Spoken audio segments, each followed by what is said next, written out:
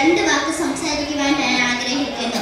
പ്രിയമുള്ളവരെ, ലോകം മുഴുവനും അധർമ്മത്തിന്റെ ഇരുട്ടിൽ മൂടപ്പെട്ട നന്മയും തിന്മയും വേർതിരിച്ച് കണ്ടുപിടിക്കാനാവാത്ത വിധം അധം പതിച്ച സമൂഹത്തിലേക്കായിരുന്നു നമ്മയുടെ വെളിച്ചം പകരാനായി നമ്മുടെ നബി മുഹമ്മദ് മുസ്തഫ സല്ലല്ലാഹു അലൈഹി വസല്ലമ തങ്ങൾ കടന്നു വന്നത്. തൗഹീദിന്റെ അമര ശബ്ദം പാരിലാകെ മുഴക്കിയതിനാൽ സ്വന്തം നാടും വീടും വിട്ടുപോകേണ്ടി വന്നു ആ പ്രവാചകന്. എന്നിട്ടും തന്റെ നാട്ടുകാർ ദുരന്തത്തിലാണെന്ന് അറിഞ്ഞപ്പോൾ 5000 സ്വർണ്ണ നാണയങ്ങൾ തന്റെ നാടിന്റെ ദുരിതാശ്വാസ പ്രവർത്തനങ്ങളിലേക്ക് അയച്ചു കൊടുത്തു. പ്രവാചകൻ ലോകം കണ്ട ഏറ്റവും വലിയ കരുണക്കടലാണ്. നന്മയും തിന്മയും വേർതിരിച്ച് പ്രവാചകന്റെ വചനങ്ങളും കർമ്മങ്ങളും ഉറക്കെ പിടിക്കുക എന്നത് മാത്രമാണ് മുമ്പിലെ വഴി. ജീവിതത്തിൽ നിന്ന് കോപത്തെ ഒഴിവാക്കാനും വിനയവും വിട്ടുവീഴ്ചയും കണ്ടുപിടിക്കാൻ മുത്തുനബി നമ്മെ പഠിപ്പിച്ചു.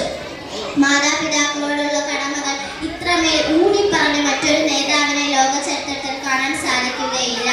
ആ പ്രവാചകന്റെ കടമകൾ പിൻപറ്റിക്കൊണ്ട് ജീവിക്കാൻ അള്ളാഹു തൗഫീഖ് നൽകുമാറാകട്ടെ. ആമീൻ.